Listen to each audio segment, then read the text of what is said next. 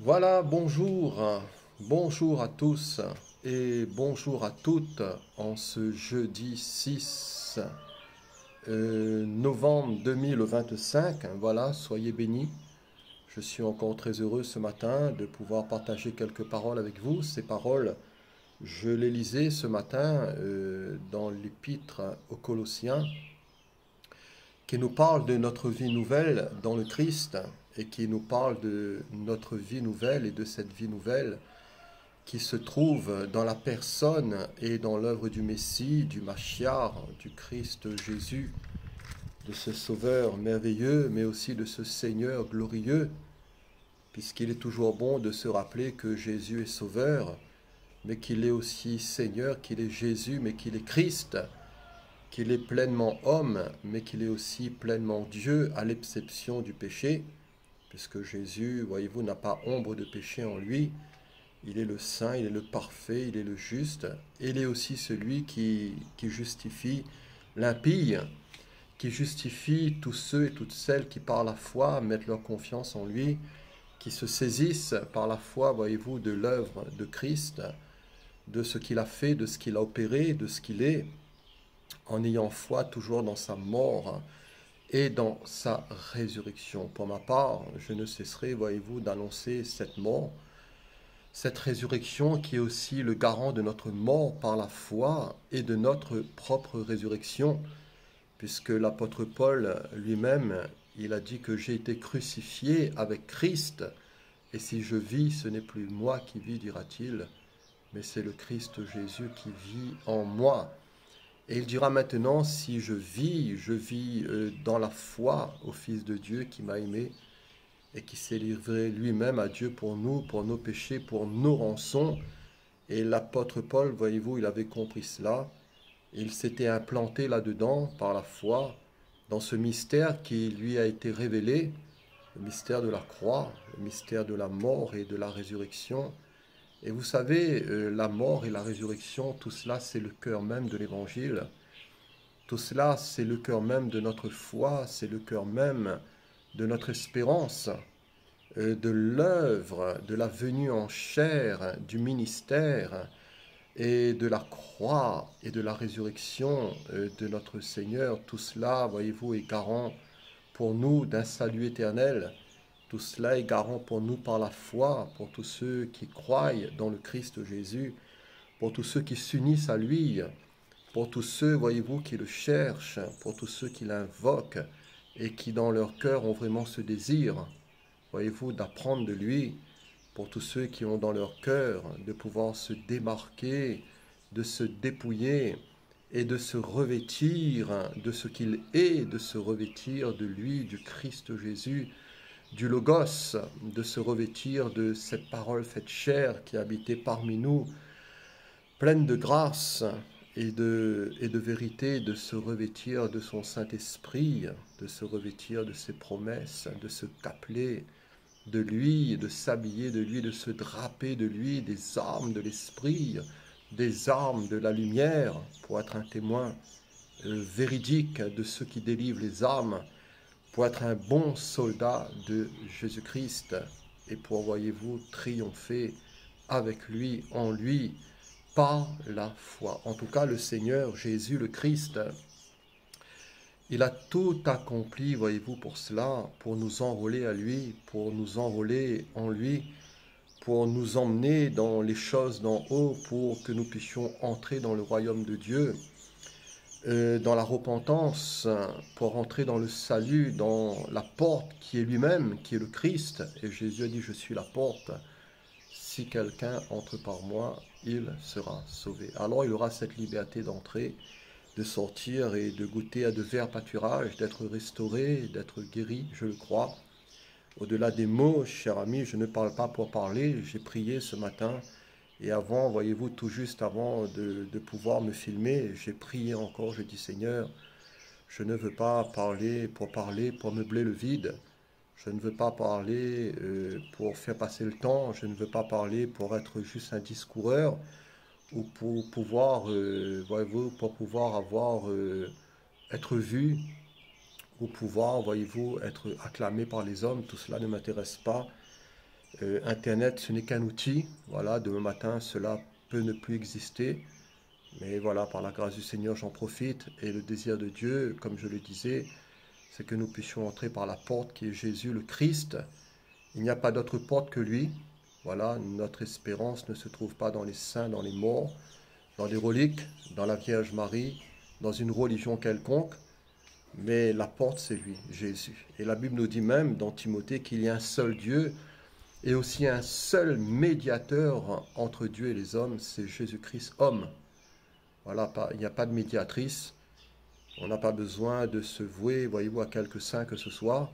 On n'a pas besoin, voyez-vous, de se tourner vers des systèmes humains. On n'a pas besoin de se confier dans l'homme, parce que la Bible nous dit, maudit soit l'homme qui se confie dans l'homme. Pour ma part, je suis ce que je suis, mais comme je le disais à quelqu'un hier, à une chrétienne, j'apprends vraiment à me confier dans le Seigneur. J'apprends, voilà, à me fier à lui. J'apprends à entendre sa voix. J'apprends à le connaître, voilà, comme étant le bon berger. Je ne suis qu'une brebis. Je ne suis que de passage. Voilà, la Bible nous dit que toute chair est comme l'herbe et toute sa gloire est comme la fleur de l'herbe. Nous sommes qu'une ombre, que comme la rosée qui paraît comme la brume et qui ensuite disparaît. Voilà, tel est l'homme. Mais sur cette terre, voyez-vous, le Seigneur nous y a mis pour un but.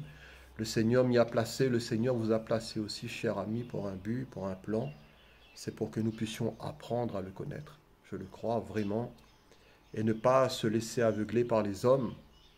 Voilà, ne pas se laisser avoir, voyez-vous, par l'habileté des hommes, par leur ruse, par toute espèce de moyens de tromperie, de séduction. Quand nous voyons un peu autour de nous tout ce qui se passe, quand nous considérons un peu autour de nous dans le milieu chrétien tout ce qui se passe, alors je me dis, Seigneur, vraiment, il y a à boire et à manger. Il y a vraiment toute espèce de folie, je le dis. Et cela est vrai. Voilà, tout cela, voyez-vous, je le dis, est quelque chose de terrible. Voilà, des hommes, voyez-vous, qui se confient dans des hommes, qui se confient dans des apôtres, qui se confient dans soi-disant des apôtres, voilà, qui se nomment apôtres et qui font tomber des foules. Vous voyez certains pasteurs qui soufflent sur les gens et qui se disent, nous avons la puissance, nous avons le Saint-Esprit, et qui vous parlent, voyez-vous, d'un grand réveil, qui vous parlent que si vous donnez beaucoup d'argent, alors vous serez bénis. Mais en réalité, voyez-vous, ce sont bien souvent des manipulations de masse, je le dis, sans honte, sans crainte, sans peur. Ce sont bien souvent des manipulations psychologiques. Ce sont, voyez-vous, de faux apôtres qui sont déguisés et qui prennent l'apparence, voyez-vous, de servir le Seigneur. Mais en réalité, derrière, ce sont des business financiers, ce sont des business d'argent. Ce sont, voyez-vous, des systèmes qui sont là pour pouvoir entraîner les gens dans le mensonge, pour entraîner les gens, voyez-vous, dans l'hérésie, pour entraîner les gens dans la séduction. Et malheureusement, beaucoup sont là-dedans. Malheureusement, beaucoup suivent, voyez-vous, ces courants parce qu'ils aiment cela. Ils préfèrent la gloire des hommes. Ils préfèrent, voyez-vous, les systèmes humains. Ils préfèrent, voyez-vous, tout ce qui brille, mais qui n'est pas d'or. Au lieu, voyez-vous, de se tourner vers le Seigneur. Au lieu, voyez-vous, de se confier dans le Seigneur. Au lieu d'apprendre à connaître le Seigneur dans sa parole. Et voyez-vous, plus que nous allons connaître le Seigneur dans sa parole, alors je ne dis pas que moi je suis un grand connaisseur de la parole. C'est vrai que j'aime étudier la parole. C'est vrai que j'aime, voyez-vous, à fouiller, à chercher les choses déjà pour ma propre gouverne. Et plus que je lis cette parole, c'est plus que je constate qu'il y a beaucoup d'hérésie, il y a beaucoup de séduction et que les gens sont là. Voilà, ils sont là à la recherche du sensationnel. Beaucoup, malheureusement, sont là à la recherche du miracle, sont là à la recherche, voyez-vous, d'une bénédiction par un homme. Et ils courent après des églises, ils courent après des rassemblements. Et s'ils entendent un son ici, ils vont courir là. S'ils entendent un autre son ici, alors ils vont courir là-bas. Et tout cela, voyez-vous, je dis que c'est triste. C'est triste parce que le désir du Seigneur, c'est que nous puissions vraiment goûter à cette vie de mort et de résurrection en lui, à cette vie nouvelle. Et de laisser de côté, voyez-vous, tous ces systèmes, de laisser de côté toute cette séduction, de laisser de côté tous ces faux apôtres, ces faux prophètes, et vraiment de chercher vraiment le Seigneur. Voilà, de vraiment nous préparer. pour son avènement, vraiment, de pouvoir nous dépouiller, nous laisser sonder par le Saint-Esprit, par l'Esprit de Dieu, d'être toujours dans cet état d'esprit de repentance, d'humilité, de réforme, voyez-vous, de nos voies, de nos œuvres, afin de pouvoir vivre cette vie nouvelle que le Christ nous offre au travers de sa mort et de sa résurrection. Alors je disais tout à l'heure que l'apôtre Paul s'est identifié dans l'œuvre de la croix et il disait « J'ai été crucifié avec Christ et si je vis, ce n'est plus moi qui vis, mais c'est le Christ qui vit en moi. Si je vis maintenant, je vis par la foi et dans la foi au Christ Jésus qui m'a aimé et qui s'est livré lui-même pour moi. » Et dans Colossiens 3, l'apôtre Paul nous parlera de cette vie nouvelle qui se trouve dans le Christ. Et il dira au verset 1, si donc vous êtes ressuscités avec Christ, cherchez les choses d'en haut. Voilà, si donc. Il y a une condition ici. Est-ce que vraiment nous sommes ressuscités avec Christ par la foi? Est-ce que vraiment nous avons rencontré réellement le Seigneur? Est-ce que vraiment, véritablement, nous sommes nés de lui? Nous sommes nés dans l'Esprit? Est-ce que vraiment nous avons été ensemencés par le Seigneur, par la parole vivante du Dieu vivant, et cette parole qui est une parole permanente, qui nous purifie, qui nous sanctifie, qui nous emmène plus près du Seigneur, qui nous emmène davantage plus près de lui, non pas dans le sensationnel, voyez-vous, non pas dans toutes ces choses qui vont passer, mais vraiment dans une vie de plus en plus profonde de foi avec lui, dans une vie de plus en plus profonde de relation avec lui, d'intimité, pour que le Seigneur puisse fouiller nos cœurs, pour que le Seigneur, voyez-vous, puisse nous élaguer, pour que nous puissions vraiment de plus en plus être fondés en lui, être enracinés en lui, afin de pratiquer ce qu'il veut, afin de marcher dans la sainteté, dans la lumière, et de préparer nos cœurs pour son avènement. Parce que je le dis, mes frères et sœurs, il y aura des surprises quand le Seigneur paraîtra, et beaucoup vont rester, beaucoup de chrétiens, beaucoup, voyez-vous, de vierges folles vont rester, parce qu'il va y avoir un manque d'huile, il y aura eu un manque de préparation, il y aura eu un manque de sérieux, et malheureusement, beaucoup auront été là à courir à gauche, à courir à droite, à courir après des hommes, à courir après des ambiances, voyez-vous, à gesticuler au lieu de se tenir dans la présence du Seigneur. Alors je ne suis pas là dans le jugement, mais c'est la vérité. Voilà, ce que le Seigneur veut pour nous, c'est une vie d'intimité, c'est une vie d'enracinement, c'est une vie de sanctification, c'est une vie d'édification et d'édification de plus en plus intense, de plus en plus réelle, en laissant le Seigneur nous purifier, en laissant le Seigneur éliminer toute espèce de crasse en nous, toute espèce de souillure, de malice, pour que nous puissions vraiment vivre sa vie à lui, vivre, entrer, pénétrer, demeurer et nous développer dans cette vie en lui de résurrection par la foi, si donc vous êtes ressuscités avec Christ. Alors, nous dit la Bible, cherchez les choses d'en haut, où Christ est assis à la droite de Dieu. Cher ami, quelle expérience as-tu fait avec Jésus le Christ? Voilà, quel type de relation as-tu avec lui? Quel type de relation est-ce que j'ai avec lui? Quels sont nos rapports avec le berger, brebis berger et berger brebis? Alors la résurrection, la mort et la résurrection de Jésus-Christ est le gage et la garantie de notre propre mort et de notre propre résurrection. Vous savez, un jour le Seigneur ressuscitera nos corps mortels. Nous le voyons dans 1 Corinthiens 15, mais aussi dans d'autres passages de l'Écriture, où la Bible nous parle de notre propre résurrection corporelle, où le Seigneur ressuscitera un jour nos corps mortels par le pouvoir qu'il a de s'assujettir à toutes choses. Et la Bible nous dit que ce corps qui est infirme, il va ressusciter plein de force. Ce corps qui est méprisable, ce corps qui est faible, il va ressusciter, voyez-vous, aussi plein de force. Et ce corps revêtira un corps incorruptible, ça sera un corps céleste, un corps glorieux que le Seigneur nous a promis. Et la Bible nous dit que tous ressusciteront, les injustes comme les justes. Mais voyez-vous, pour tous ceux qui sont unis au Christ Jésus, pour tous ceux qui sont unis par la foi à lui, ils goûteront, voyez-vous, non pas à l'opprobre éternel, non pas à un jugement éternel, mais à la vie éternelle, à la résurrection éternelle des justes dans le Messie et par le Messie, le Christ Jésus. Alors je le dis, cela vaut la peine d'être uni à lui, cela vaut la peine que de le chercher, cela vaut la peine, voyez-vous, que de pouvoir apprendre à le connaître lui, le Christ Jésus, de connaître le Père, d'apprendre à connaître le Fils et d'apprendre aussi à connaître le Saint-Esprit, d'apprendre à connaître sa parole, ses promesses, de faire sienne, que nous puissions serrer cette parole dans notre cœur, que le Seigneur puisse nous révéler ces paroles, que nous puissions, voyez-vous, les dévorer, comme dira le prophète Jérémie, malgré les difficultés, malgré que nous sommes dans un monde difficile, malgré que nous avons nos limites, mais faisons ce que nous devons faire, parce que le Seigneur ne fera pas pour nous ce que nous devons faire, mais le Seigneur fera pour nous ce que nous ne pouvons pas faire, et il nous aidera, il nous bénira. Cher ami, est-ce que tu es vraiment ressuscité avec Christ? Est-ce que tu es passé par la mort de la croix? Est-ce que par la foi tu as été crucifié avec le Christ?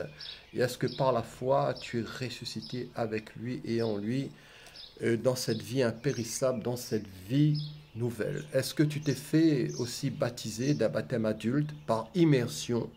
Voilà, le vrai baptême qui là aussi est une identification dans la mort et dans la résurrection du Christ Jésus. Est-ce que tu t'es fait vraiment baptiser adulte, voilà, par immersion pour le pardon de tes péchés? Cela est très important, puisque la Bible nous dit celui qui croira et qui sera baptisé sera sauvé, mais celui qui ne croira pas sera condamné. Alors laissons de côté les inventions des hommes, laissons de côté, voyez-vous, le système religieux, voilà, qui baptise des bébés. Moi-même, j'ai été baptisé bébé dans une certaine religion, certainement peut-être comme vous, mais quand j'ai lu l'Évangile, le Seigneur m'a instruit, il m'a montré, voyez-vous, que tout cela, ce sont des inventions humaines. Tout cela, ce sont les inventions de la religion. Peut-être, cher ami, que ça ne te plaît pas ce que je te dis, mais c'est la vérité. Voilà, tu ne verras jamais dans la Bible un bébé être baptisé. Les hommes sont tellement habiles, voilà, pour séduire les cœurs. Les hommes sont tellement habiles, voyez-vous, pour entraîner les gens dans les mensonges et dans les systèmes religieux, mais laissons tout cela de côté. Voilà, engageons-nous sérieusement avec le Seigneur. Je suis allé voir hier une dame qui était malade et j'ai prié pour elle. Voilà, elle est souffrante, elle est atteinte d'une grave maladie et je lui ai annoncé la voie du salut. Je lui ai annoncé la voie de l'Évangile, la voix de Jésus, du Christ, la parole du Christ Jésus, et cette dame aspire à une guérison, cette dame aspire à un rétablissement, et je lui ai dit, Madame, vous avez raison, et j'ai prié dans mon cœur, j'ai dit, Seigneur, qu'est-ce que je dois dire à cette femme? Et le Seigneur m'a dit de lui parler de ce paralytique, voilà, de cet homme qui a été porté par 4 hommes, qui étaient grabataires, qu'on a emmené dans la présence de Jésus, et Jésus, en voyant cet homme, lui a dit, mais mon enfant, tes péchés sont pardonnés. Voilà, le Seigneur est parti au cœur des choses. Et le Seigneur, voyez-vous, au-delà de nos besoins physiques, de nos maladies, comme pour ce paralytique, et comme je disais à cette femme qui était malade et qui était touchée par une grave maladie, comme pour ce paralytique, Madame, est-ce que vos péchés ont été pardonnés?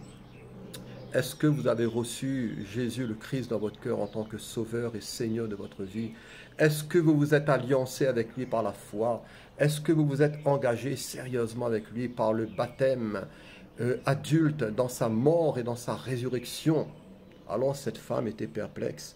Cette femme-là était à l'écoute et elle était étonnée de mes paroles qui, voyez-vous, étaient les paroles du Seigneur. Et je crois qu'elle a compris quelque chose dans son cœur. Je crois qu'elle a compris qu'au-delà de la guérison physique, je crois que le Seigneur va lui accorder. Le Seigneur voulait pardonner ses péchés. Le Seigneur voulait la sauver de la condamnation qui pesait sur elle. Le Seigneur voulait aussi la libérer de toute sa culpabilité, de tout le poids de ses iniquités qui pesaient sur elle. Et je lui dis, Madame, il faudra vous faire baptiser. Voilà, ne tardez pas. Voilà, on peut vous baptiser à la mer ou dans une rivière ou dans une baignoire ou dans une piscine, qu'importe. On va vous plonger, voilà, conformément à ce que la Bible nous enseigne pour le pardon de vos péchés. Et recevez déjà Jésus dans votre cœur, apprenez à le connaître et lisez la parole. Et cette femme, voyez-vous, elle a retrouvé un certain sourire, elle a retrouvé une certaine sérénité. Je prie encore pour elle, pour que le Seigneur la bénisse. Alors si donc vous êtes ressuscité avec Christ, cherchez les choses d'en haut, où Christ est assis à la droite de Dieu. La Bible nous dit, attachez-vous aux choses d'en haut et non à celles qui sont sur la terre. Quand vous êtes mort et votre vie est cachée avec Christ en Dieu. L'apôtre dira, quand Christ, votre vie paraîtra, alors vous paraîtrez aussi avec lui dans la gloire. C'est vrai que j'ai déjà partagé ces paroles dans d'autres vidéos, mais vous savez, comme dira l'apôtre, je ne me lasse point de vous écrire, de vous rappeler les mêmes choses. Et pour vous est salutaire. Et quand je l'ai dit, voyez-vous, je l'ai redit d'une autre manière, je prie le Seigneur pour que Dieu me conduise, et cela peut certainement peut-être toucher une âme, cela peut édifier peut-être quelqu'un. Seigneur, aide-nous, quand nous sommes ressuscités par la foi avec toi dans l'esprit, parce que nous attendons la résurrection de nos corps mortels qui aura lieu, mais par la foi, nous sommes déjà ressuscités d'une manière spirituelle pour tous ceux qui sont unis à toi. Nous avons déjà goûté à une résurrection spirituelle, puisque dans l'épître aux Éphésiens, il est dit, il nous a ressuscités ensemble, et il nous a fait asseoir ensemble avec Christ dans les lieux célestes. Et je crois que la vie du Christ Jésus, c'est une vie de résurrection, c'est une vie nouvelle. Nous devons nous habiller de lui, nous devons nous revêtir de lui, nous devons chercher les choses d'en haut, voyez-vous, parce que les choses de cette terre, nous savons ce que cela vaut. Ce sont toujours les mêmes bruits, ce sont les bruits de guerre, ce sont, voyez-vous, les bruits de mort quand nous voyons autour de nous, tous ces décès chaque jour, de jeunes, de moins jeunes. Voyez-vous, cette terre qui est là et qui nous offre bien souvent des bruits de douleur, des bruits, voyez-vous, d'amertume, des bruits de division, des bruits de dispute, des bruits de haine, des bruits, voyez-vous, de colère, de vengeance. Et nous voyons vraiment que nous devons nous redresser, nous devons lever nos têtes et chercher les choses d'en haut, nous ressourcer dans le Christ qui est assis à la droite de Dieu, afin de puiser nos forces en lui, afin de nous capler de lui, afin d'être remplis de son Saint-Esprit, afin d'être animés de l'amour, de la joie, de la paix de Jésus, de la sérénité, de la tranquillité, de l'amour de Jésus, de l'Esprit de Dieu, du bon caractère, de la joie, voyez-vous, de la tranquillité, de la sérénité. Et nous devons nous affectionner aussi et nous attacher à lui et nous attacher aux choses d'en haut. Car vous êtes morts et votre vie est cachée avec Christ en Dieu. Alors quel mystère! Vous êtes morts et votre vie est cachée avec Christ en Dieu. Quand Christ, votre vie, paraîtra, alors vous paraîtrez aussi avec lui dans la gloire. Un message ici d'espérance, un message d'espoir. Notre vie, c'est le Christ. Notre vie, voyez-vous, ce n'est pas obéir à quelques règles, ce n'est pas pratiquer quelque religion que ce soit, c'est de ne pas vivre dans un certain légalisme et de pouvoir mettre le grappin sur les autres, ou de pouvoir vivre dans la peur, de pouvoir vivre, voyez-vous, dans des règles, dans des préceptes qui pourraient, voyez-vous, être ceci, ne touche pas ceci, ne touche pas cela, ne fais pas ceci, ne fais pas cela. Le Seigneur, voyez-vous, ne nous appelle pas à ce style de vie. Le Seigneur ne nous appelle pas à ce style de carcan, voyez-vous. C'est vrai que nous devons nous séparer de ce que l'Esprit de Dieu nous montre, puisque la Bible nous dit « Séparez-vous, dit le Seigneur, ne touchez pas ce qui est impur, et je vous accueillerai, je serai pour vous un Père, et vous serez pour moi des fils et des filles, dit le Seigneur. » Mais cette sanctification, cette séparation se trouve dans la vie nouvelle, dans le Christ. Dans la vie nouvelle, par le Christ, cela se trouve dans notre vie qui est cachée avec Christ en Dieu. Cela se trouve dans la vie même du Christ Jésus, qui est une vie de résurrection. Et quand le Christ paraîtra, alors vous paraîtrez aussi avec lui dans la gloire. Chers amis, nous sommes destinés à participer à la gloire. Nous sommes pour tous ceux qui sont unis au Christ Jésus, pour tous ceux qui s'attachent à lui, pour tous ceux qui se dépouillent, voyez-vous, de toutes les œuvres mauvaises de la chair, et qui se revêtent de lui, qui se revêtent de sa nature, de son caractère. Alors nous sommes destinés à un avenir glorieux, je le dis, et c'est vrai. Nous sommes destinés à l'espérance de la gloire. Nous sommes destinés au festin des noces de l'agneau, à participer à ce banquet céleste, voyez-vous, où nous serons là à table avec le Seigneur, où nous serons avec les saints, où nous goûterons, voyez-vous, au festin des noces de l'agneau, où nous échapperons à la colère à venir, où nous échapperons, voyez-vous, à la tribulation qui vient, à cette tribulation qui vient sur ce monde, parce qu'il y aura un enlèvement, il y aura un arrachement bientôt, il y aura une séparation, et le Seigneur, voyez-vous, il fera son tri.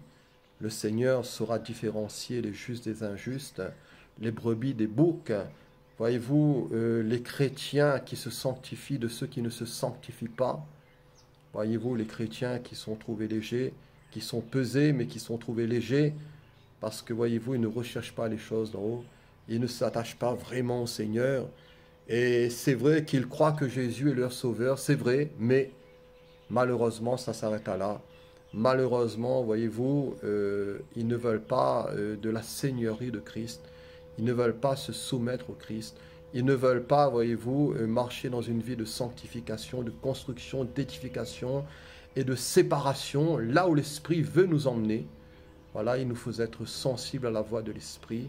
Il nous faut entrer non seulement dans le royaume de Dieu, mais il nous faut aussi aller plus loin, entrer dans le royaume des cieux, entrer dans l'enseignement de notre Maître, entrer dans une relation de plus en plus profonde avec lui et dans une vie de plus en plus conforme à lui et en lui. Alors je le répète, Jésus le Christ n'est pas une religion, mais Jésus le Christ c'est vraiment une relation. Nous devons apprendre à connaître notre Maître, notre bon berger, et le suivre, nous mettre à son école, le laisser nous façonner, le laisser nous tailler, nous modeler. Il est, voyez-vous, le potier. Et nous sommes là, l'argile entre ses mains. Voilà, chers amis, soyez bénis. Je rends grâce à Dieu pour ce temps qu'il me donne, pour ces quelques paroles qu'il a pu mettre dans mon cœur. Voilà, soyez bénis et à la prochaine, Dieu voulant. Amen.